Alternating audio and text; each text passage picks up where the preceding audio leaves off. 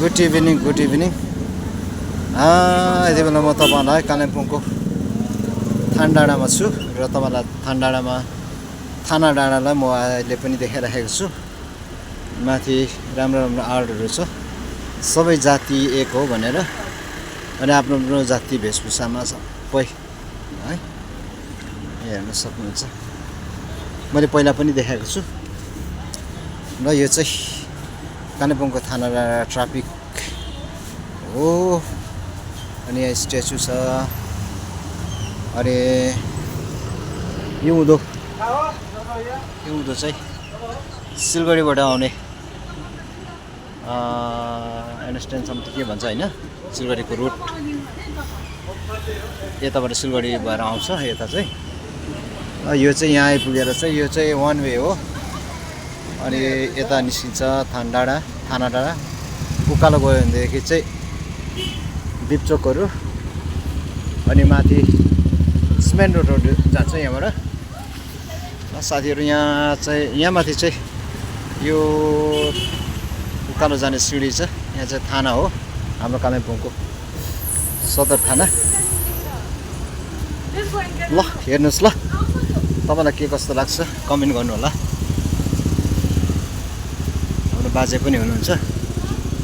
यो super market हो, यहाँ तपाईँले सुलभमा राम्रो जुत्ताहरू पाउन सक्नुहुन्छ तपाईँले। यो चाहिँ एकदमै ट्राफिक। हाम्रो बाजे मैले उहाँको नाम बिर्सी पठाएको छु, याद हुँदा। ल साथीहरू, म चाहिँ अब डम्बर चोकतिर लाग्दैछु है साथीहरू। मेरो एटिएममा काम थियो र म थाना डाँडा आएको थिएँ। र यो चाहिँ कालिम्पोङको मेन रोड हो, डम्बर चोकबाट आउने बाटो हो। यहाँ चाहिँ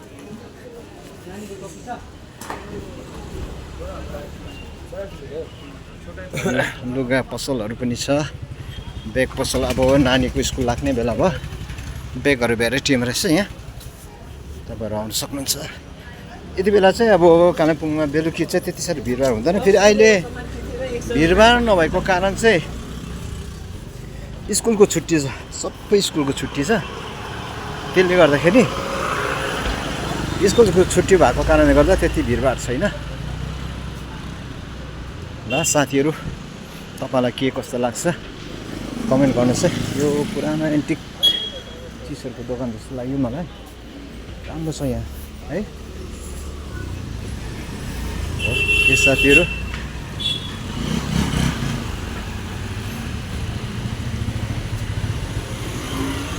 ल तपाईँलाई के कस्तो लाग्छ कमेन्ट गर्नु होला। म स्टेट ब्याङ्कको एटिएम मुनि आइपुगेको छु।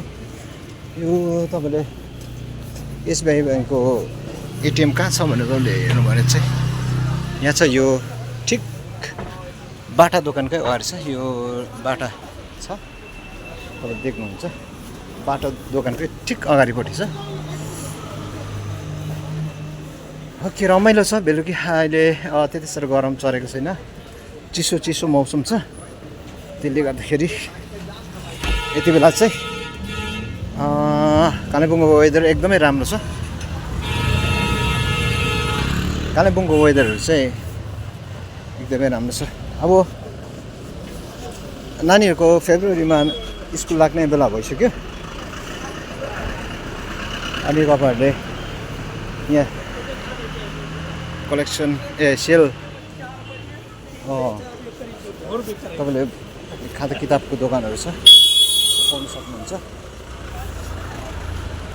ल म डम्बर चोक अब आइपुग्न लागेको छु। तपाईँहरू कतिजनालाई थाहा छैन होला, यहाँ टिबेट स्टोर कहाँ छ। बस्तीकोहरूलाई प्रायः बस्तीमा बस्नुहुनेहरूलाई थाहा छैन।